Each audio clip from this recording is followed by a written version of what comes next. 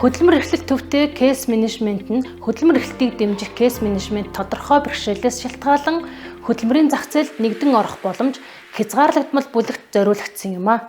Энэ бүлэгт дэмжлэг авах онцгой хэрэгцээ бий бөгөөд зарим тохиолдолд илүү урт хугацааны турш мэргэжлийн дэмжлэг авах шаардлага урган гарна.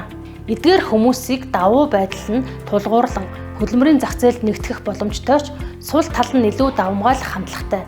Тиймээс ч ихэнх тохиолдолд дунд хугацааны зорилгоо биелүүлсний дараа чадамжийн дүрийг нь боловсруулах шаардлагатай болдог.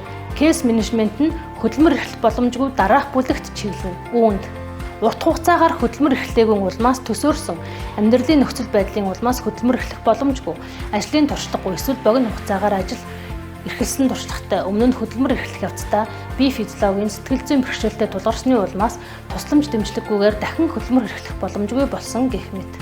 Ажил мэргэжлийн нөхөн сэргээх үйл явц нь кейс менежментийн зарчмын хувьд ижил юм. Эхлээд бодит бэрхшээлийг арилгаад дараагаар нь хөдөлмөрийн зах зээлд нэгтгэх оролдлогыг хийдэг. Онцгой халамж шаардлагатай үйлчлүүлэгчтэй ажиллахад кейс менежерийн хувьд дараах бэрхшээл үүсэх боломжтой юм а. Үүнд өрийн сүлжээ, орон сууцны асуудал, гэр бүлийн асуудал, хүүхэд асрамж шаардсан хүмүүсийг халамжлах хүн байхгүй, шоронгоос гарсан хүмүүсийн нийгэмших үйл явц, ерөнхий боловсролын дунд сургууль, мэргэжлийн сургуулиа орхисон, мансууруулах бодист донтсон, нөхөн сэргээх аргаар шийдвэрлэх боломжгүй эрүүл мэндийн асуудалтай байх.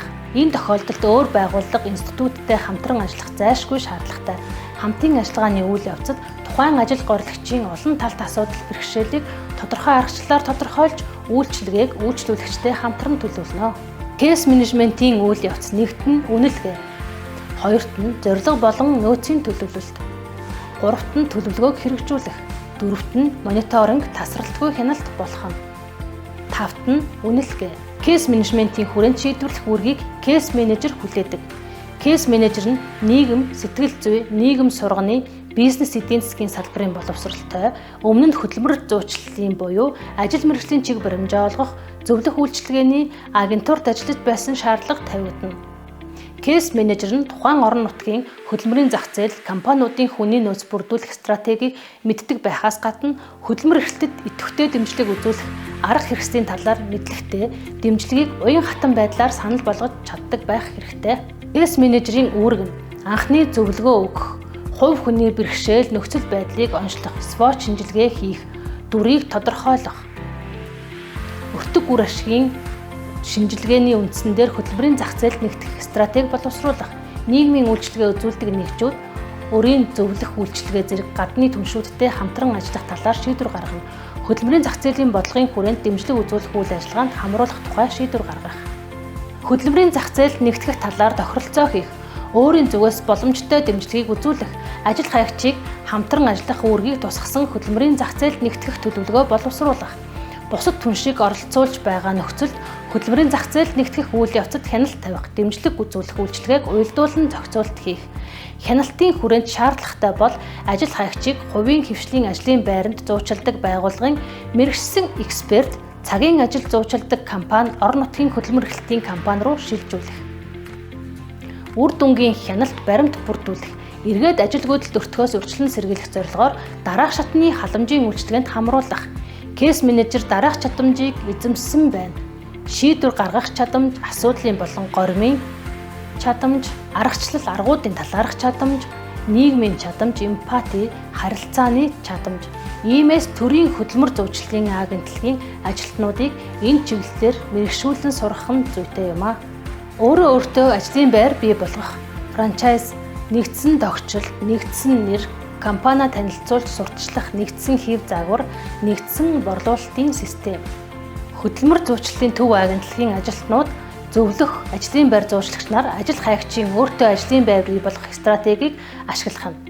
Ажил хаягч биедан хөдөлмөрийн зах зээлд нэгдэн орох тухайгаа хүлээн зөвшөөрч байгаа тохиолдолд ганцаарчлсан зөвлөгөө өгөх ярилцлагын үеэр өөрийгөө борлуулах стратегийг санал болгож болно. Энэ нь урт хугацаагаар ажилгүй байсан ажил мэргэжлийн туршлагатай хүмүүст илүү тохиромжтой. Өөртөө ажлын байр бий болгох, өмнө дурдсны нэгэн адил ажиллах хүчээ санал болгогч нь өөрийн гэсэн мэргэжлийн болон хувь хүний давуу талуудтай.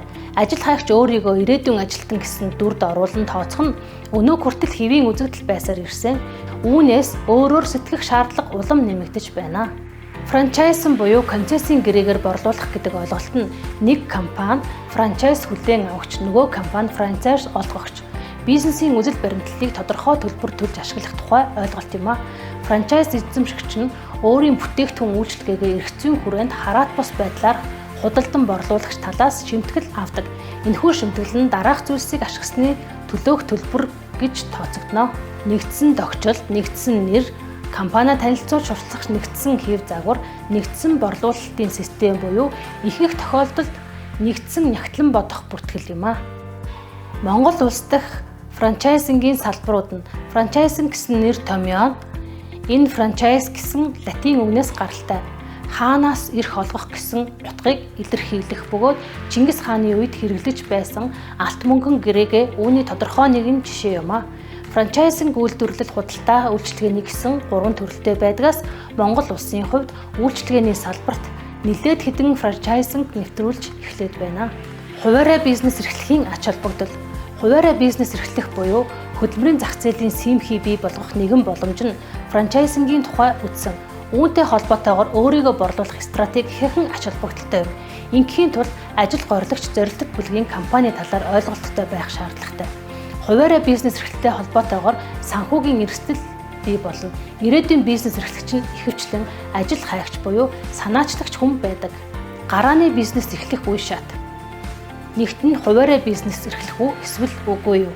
Хоёрт нь бизнесийн санаа болж байна уу? Гуравт нь үйл ажиллагаа эхлэхийн өмнө мэдээлэл зөвлөгөө авах. Танхимын буюу мэргэжлийн холбоотын зөвлөхүүд, бие даасан бизнесийн зөвлөхүүд болон бусад чадварлаг мэргэжилтийн экспертүүд зөвлөх үйлчилгээнд дэмжлэг үзүүлдэг байгууллагууд үүнээс гадна харьяа танхимаас зохион байгуулдаг шинээр бизнес үүсгэн байгуулах сэдвээр зохион байгуулагдах семинарт оролцохыг зөвлөв. Хөдөлмөр эрхлэлтийн төрийн алба, хөрвөх чадварын төлөвлөгөө. Хөдөлмөр эрхлэлтийн хууль тогтоомжид тодорхойсноор хөдөлмөр эрхлэлтийн байгууллагын тогтолцоо нь хөдөлмөр эрхлэлтийн асуудал эрхэлсэн төрийн захиргааны төв байгууллага хөдөлмөр эрхлэлтийн үндэсний болон аймаг нийслэл дүүргийн зөвлөл, аймаг нийслэл дүүргийн хөдөлмөр ажил зуучлах, ажил олгогчдод ажилтан шалгаруулж авахт нь туслалцаа үзүүлэх, ажилгүй иргэдэд ажил мэргэжлийн чиг баримжаа олгох, тэднийг мэргэжлийн сургалтанд хамруулах, давтан сургах. Хөдөлмөр эрхлэлтийн хууль тогтоомж хөтөлбөрийг хэрэгжүүлэх, иргэн аж ахуйн нэгж байгууллагуудад сурталчлах, хяналт тавих зэрэг чиг үүрэгтэй. Та бизнес эрхлэх 3 жилийн сар тутмын мөнгөн орлогыг хэрхэн төсөөлж байна вэ? Та сар тутмын зардлаа хэрхэн төсөөлж байна вэ? Эд материал түрээсийн, хүний нөөцийн гэх мэт. Та эхний 12 сард ногдох хөрөнгө оруулалтын зардлаа хэрхэн тооцоолж байна вэ? Та сар тутмын өрийн үйлчилгээний зээлийн төлбөр, үндсэн зээлийн төлбөр болон хүүгийн төлбөр дүнг хэдээр тооцоолж байна вэ? Сар тутмын хөрвөх чадварын нөөцийг хэдээр тооцоолж байна вэ? Орлогын таамаглал, ашигт ажиллагааны таамаг. Ирэх 3 жилийн борлуулалтын орлогыг хэрхэн төсөөлж байна вэ? Ирэх 3 жилийн зардлыг хэрхэн тооцож байна вэ? Ирэх 3 жилийн ашгийг хэрхэн тооцож байгаа вэ? Дээрхтээ ижил бизнес төлөвлөгөө нь банкнаас зээл авах, төсөл хөтөлбөрт хамрагдан дэмжлэг авахтаж хэрэгтэй учраас түүнийг маш чамбай боловсруулах хэрэгтэй. Магадгүй бизнес эрхлэхээр сонирхож байгаа хүмүүс дээрх тооцоог гаргасны үндсэн дээр хуваарай бизнес эрхлэх нь түүний хувьд хэтэрхий эрсдэлтэй гэсэн дүгнэлтэд хүрч болох юм а. Нөгөөтэйгүр зах зээл дээр байнга симхий үүсэж байдаг учраас энэ симхийг зоригтой бизнес эрхлэгчид ашиглаж эрсдэл хүлээсний төлөөх шагналыг хүртдэг.